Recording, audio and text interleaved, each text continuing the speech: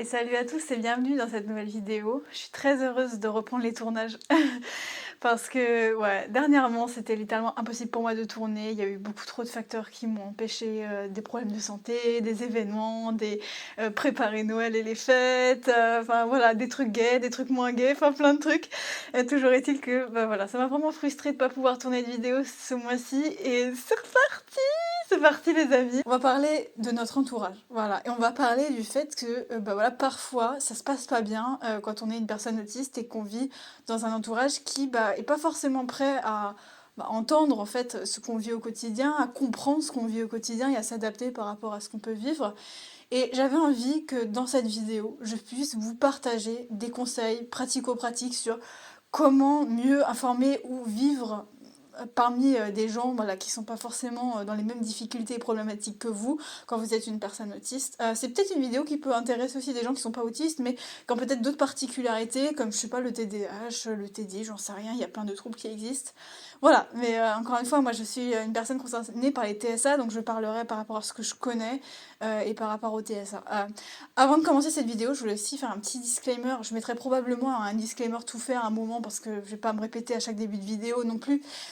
Mais je vais prendre un nouveau tournant sur ma chaîne, dans le sens où je vais essayer un petit peu plus de partager des conseils en fait, vraiment des trucs que vous pouvez appliquer directement après avoir visionné la vidéo, des trucs pratico-pratiques. Et mon but en fait c'est un peu de redonner espoir aux gens, voilà, et de pas juste réserver ça aux personnes qui achètent mes ateliers, mais aussi voilà aux gens qui regardent juste la chaîne YouTube. Si t'es pas à l'aise avec ça, si tu considères que voilà, tes problèmes ils sont définitifs, qu'il n'y a pas de solution possible à tes problèmes, que t'es un peu dans une forme de fatalité, tu te dis bah c'est comme ça, moi je pourrais pas changer ma situation, voilà, je te conseille pas mes vidéos. Voilà, je te conseille pas mes vidéos parce que ça va t'énerver, ça va te frustrer, tu vas dire mais pour qui elle se prend cette meuf? Et encore une fois, je ne prétends pas être un psychologue ou un médecin professionnel. Moi je suis juste une meuf qui fait des vidéos dans son salon, les amis. Hein. Et mon but, c'est de partager les trucs que j'ai testés, qui ont marché sur moi ou qui ont moins bien marché sur moi. Après, voilà, vous faites ce que vous voulez, évidemment, de ces informations-là.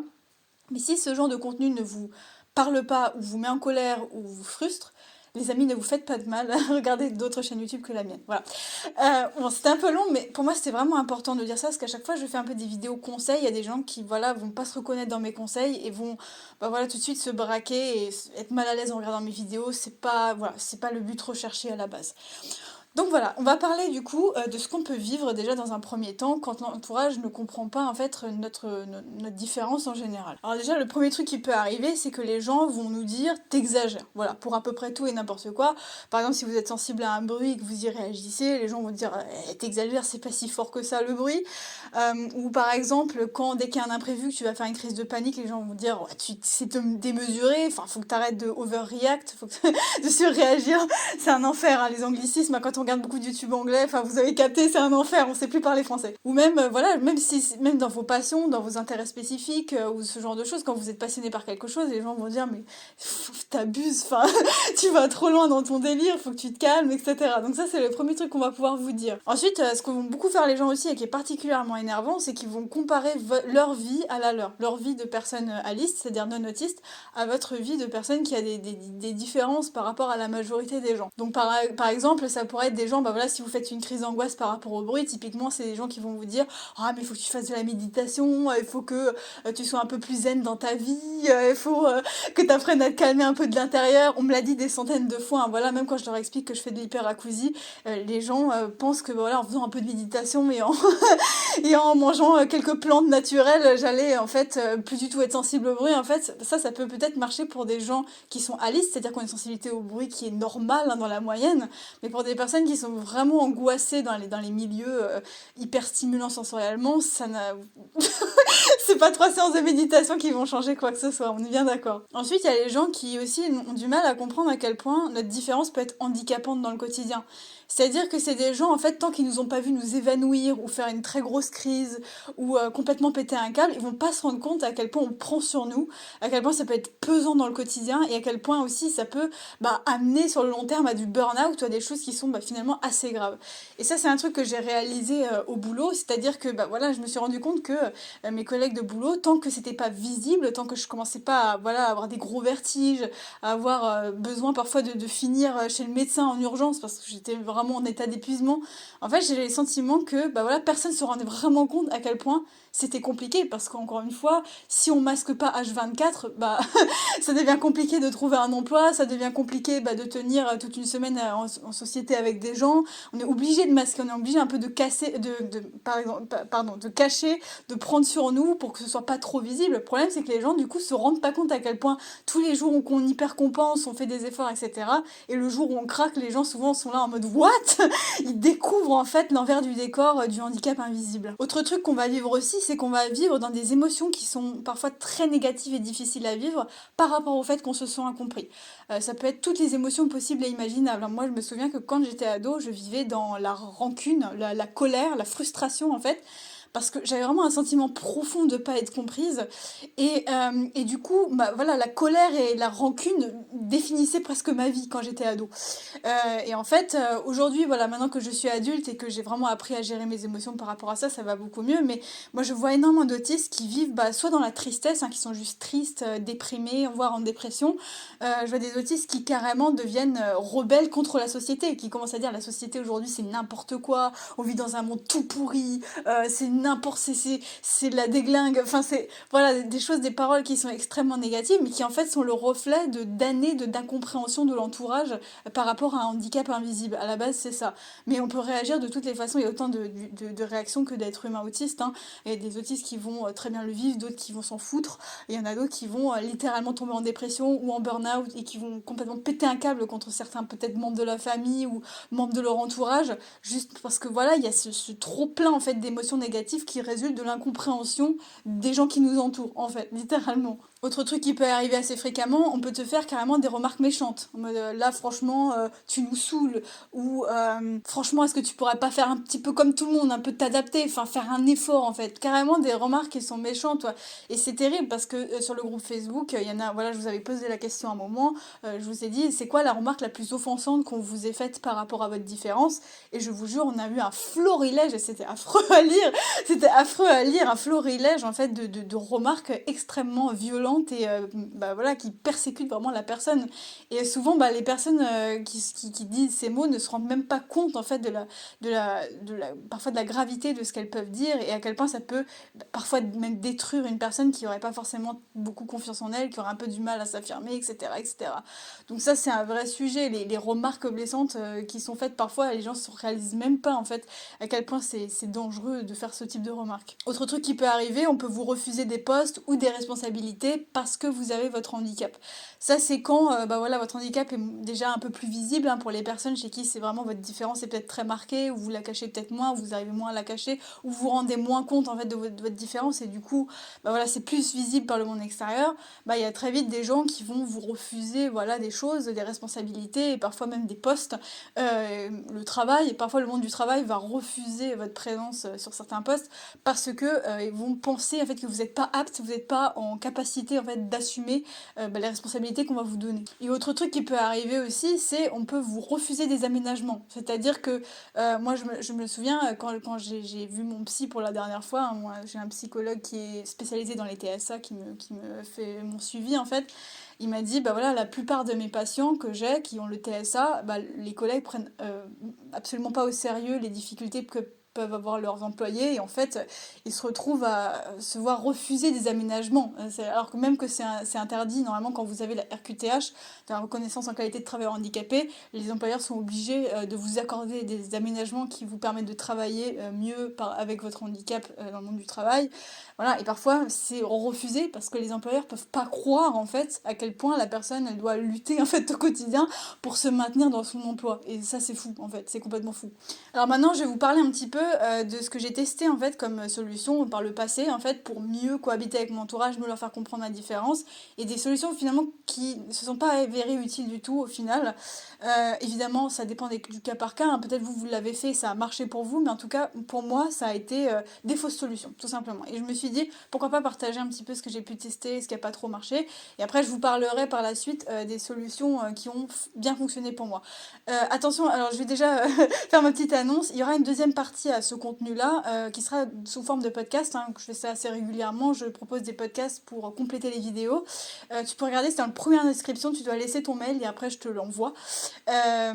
Pourquoi je fais ça? Parce que tout simplement, bah voilà, les contenus un peu exclusifs, ça sera réservé aux personnes qui sont inscrites à ma lettre privée. Voilà, donc pour un petit peu remercier les gens qui me soutiennent de ce côté-là de mes contenus. Donc voilà, ça sera, si tu veux, tous mes conseils approfondis, en fait, ça sera ensuite dans le podcast qui sera relié à cette vidéo dans la première description. Donc voilà, donc déjà on revient à mon sujet. Premier truc que j'ai essayé qui marche pas, c'est de réexpliquer 15 fois la même chose. Voilà, ça ne marche pas. Au bout d'un moment, si vous l'avez expliqué une fois, deux fois, trois fois de la même manière et que les gens en face ne comprennent pas, c'est qu'en fait, soit vous vous retrouvez en face de gens qui sont fermés d'esprit, donc ils vont, voilà, ils ont bien compris ce que vous vouliez dire, mais ils veulent pas l'accepter. Voilà, ils sont fermés d'esprit, ils disent c'est pas possible, au bout d'un moment t'abuses, fais comme tout le monde, fais un effort. Voilà. Donc ça c'est le premier cas de figure. Le deuxième cas de figure, c'est que peut-être votre façon d'expliquer ne parle pas à la personne que vous avez en face de vous. Peut-être parce que la personne en face est trop jeune ou trop âgée, une autre génération et qui a peut-être plus de mal à intégrer ce que vous dites, ou peut-être vous avez une façon d'expliquer qui est un peu spéciale, un petit peu alternative, et la personne en face a du mal à vous suivre, a du mal à vraiment capter ce que vous voulez exactement dire. Donc il y a deux cas de figure comme ça qui existent. Donc si, en fait, peu importe dans le cas de figure dans lequel vous vous trouvez, si vous réexpliquez 15 fois la même chose et que c'est toujours pas rentré dans la tête des gens en face, c'est qu'il faut trouver une autre solution que de réexpliquer toujours de cette façon-là. Donc soit ça veut dire arrêter de leur expliquer et juste se dire bah voilà, au bout d'un moment ça sert à rien de me battre contre des gens qui veulent pas se remettre en question, ou alors tout simplement bon bah voilà, cette personne-là elle comprend pas ma façon d'expliquer, donc il faut peut-être que je trouve une autre façon d'expliquer. Et là vous pouvez faire soit appel à un professionnel, voilà, un psychologue ou peu importe, même quelqu'un de votre entourage qui sait bien expliquer les choses, vous pouvez lui demander de l'aide et dire voilà, est-ce que quand j'explique de cette façon, est-ce que c'est compréhensible, est-ce que tu pourrais pas me conseiller une autre façon en fait d'expliquer le truc aux gens. Ensuite un autre truc qu'on a probablement tous un peu essayé aussi, c'est de hausser le ton et de s'énerver, de péter un câble. Quand une personne va vous dire un truc particulièrement offensant ou un truc qui est pas forcément voilà dit sur un ton méchant, mais qui voilà, comme vous connaissez bien l'autisme, vous êtes un peu informé, vous dites mais c'est pas possible de dire un truc comme ça. Par exemple, je donne un exemple, une personne qui va vous dire oui d'accord, mais du coup ton autisme c'est une maladie grave ou pas. Voilà, typiquement ce genre de choses. Quand on s'y connaît bien dans l'autisme, quand ça fait longtemps qu'on regarde un peu des vidéos sur le sujet, on sait que l'autisme n'est pas une maladie. On peut être très offensé par le fait que certains disent que c'est une maladie. Et donc voilà, une personne toute innocente qui n'y connaît rien va vous dire du jour au lendemain, oui du coup ta maladie ça se guérit comment, ce genre de choses. Voilà, et si on est très sensible à ça, on peut s'énerver, hausser le ton, péter un câble sur la personne, etc., etc. Moi, je me suis vraiment rendu compte avec les années. Alors moi, j'ai jamais été le genre de personne qui pète un câble comme ça sur les gens. Ça m'arrive dans les cas extrêmes, bien sûr. Des fois, ça m'arrive de complètement disjoncter, mais c'est vraiment très rare dans mon cas. Mais je me suis rendu compte, notamment en observant les gens de mon entourage qui s'énervent, que en fait, c'est contre-productif de fou, quoi. Alors, le problème, c'est que quand vous vous énervez contre la personne en face, le réflexe de votre adversaire, entre guillemets, ça va être de contre-attaquer. Voilà, ça va pas être de trouver les bons arguments, ça va être de contre-attaquer. Et c'est vrai pour tout le monde, quand on se fait crier dessus, quand quelqu'un nous agresse verbalement, le seul truc qu'on veut c'est se défendre, c'est contre-attaquer, c'est ne pas rester en fait une victime de ce qui est en train de se passer, ne pas rester passif par rapport à cette agression-là. Donc forcément, vous braquez les gens avant même qu'ils essaient de comprendre ce que vous avez dit dans le fond, en fait, tout simplement. Il y a des exceptions peut-être à ça, parce que moi, par exemple, comme je suis une personne qui s'énerve très rarement sur les autres, moi, parfois, ça vaut le coup quand je m'énerve, parce que les gens se disent, oulala, mes anges s'est énervé, c'est que j'ai vraiment dû dire une connerie. Mais ça marche avec moi, tout simplement parce que je m'énerve quasiment jamais, et du coup, les gens me regardent totalement différemment quand je m'énerve. Mais si vous êtes quelqu'un qui est facilement colérique, qui s'énerve facilement, bon bah voilà, les gens vont juste se braquer contre vous et pas du tout écouter le fond de votre pensée. Donc au final, c'est juste contre-productif, parce que vous braquez les gens, en fait. Ensuite, un autre truc que j'ai fait quand j'étais ado et qui était vraiment pas une bonne idée pour le coup, je pensais que c'était la solution, mais pas du tout, c'était de couper radicalement les ponts avec les gens, déjà premièrement, systématiquement quand il y a un différend, quand une personne me dit un truc que j'accepte pas trop ou quoi, radicalement couper les ponts avec les gens et aussi en vouloir à la terre entière. Voilà. Comme je disais plus haut dans la vidéo, le fait que bah, voilà, souvent on vous dise très fréquemment des choses qui vous blessent par rapport à votre différence, voilà, vous vous mettiez à dire bah voilà, la société c'est de la merde, les gens ils sont incapables de comprendre, c'est une catastrophe, ce monde est pourri, etc. etc. Et en fait, ça m'a amené à une fermeture d'esprit folle. Et en fait, j'en venais à avoir des préjugés sur les gens avant même de les rencontrer. Donc ce qui faisait que bah voilà, quand j'arrivais dans un nouveau milieu social, je partais du principe que le monde était pourri, que les gens étaient pourris, qu'ils étaient incapables de comprendre les différences des gens. Donc du coup, je partais, voilà, tout de suite j'étais fermée, j'étais un petit peu, voilà, visage un peu agressif, en me disant, c'est qui, encore ces gens, voilà, etc. Et en fait, je me suis rendu compte avec le temps qu'en réalité, parfois on rencontre des gens extraordinaires, voilà. On rencontre des gens qui sont vraiment sympas, hyper ouverts d'esprit, qui sont prêts à nous aider, qui sont prêts à comprendre, se remettre en question, etc. Donc si on part du principe, voilà, que le monde est pourri, et que cette génération est foutue en fait finalement, bah voilà, vous exposez à une fermeture d'esprit que justement vous ne vouliez pas voir chez les autres à la base. Et en plus, le deuxième problème avec ça, c'est que quand on estime que le monde est pourri, généralement on ressent quand même un mal-être au quotidien. Moi je connais plein de gens qui sont dans cette situation, enfin j'ai connu plein de gens, hein, parce que c'est des gens qui sont plus forcément dans mon entourage, mais voilà, ceux que j'ai côtoyés pendant mes études, au lycée, etc. Les gens qui étaient le plus critiques à l'égard de la société en disant que le monde était vraiment pourri, c'est des gens qui globalement avaient un mal-être vraiment au quotidien, c'est-à-dire qu'ils vivaient le poids en fait de ces regrets, de cette colère, de cette frustration au quotidien. Et on n'a qu'une vie les gars, et on peut pas, moi je sais pas, c'est mon avis encore une fois, on peut avoir un avis complètement différent, mais moi personnellement je n'ai qu'une vie, j'ai pas envie de me sentir mal tous les jours en fait, voilà. Et j'aime chercher le bon dans ce monde, enfin voilà, j'aime chercher les bonnes choses dans ce monde, les choses qui sont positives et qui donnent envie de voilà, se réjouir tout simplement. Alors du coup, quelles ont été mes vraies solutions? Donc je vais t'en donner quelques-unes dans cette vidéo. La suite des solutions que je voulais te partager seront dans le podcast qui sera dans la première premier lien dans la description, voilà. Et d'ailleurs, si tu veux papoter avec nous, sache que tu peux commenter la vidéo sur le groupe Facebook, hein. Encore une fois, je désactive encore les commentaires sur la chaîne YouTube. Ça changera peut-être un jour, mais pour l'instant, ça m'intéresse pas spécialement. Je trouve que le groupe Facebook, c'est très cool. Mais voilà, tout ça pour dire que ma première vraie solution, c'était d'essayer de revoir son rapport au masque. Voilà, c'est-à-dire que quand on vit dans l'autisme et qu'on est capable de masquer ses différences, parfois, ça nous mène à même plus nous rendre compte à un moment qu'on est littéralement en train de masquer des difficultés et du coup voilà, ça devient d'autant plus difficile après pour l'entourage de se rendre compte à quel point vous galérez dans le quotidien.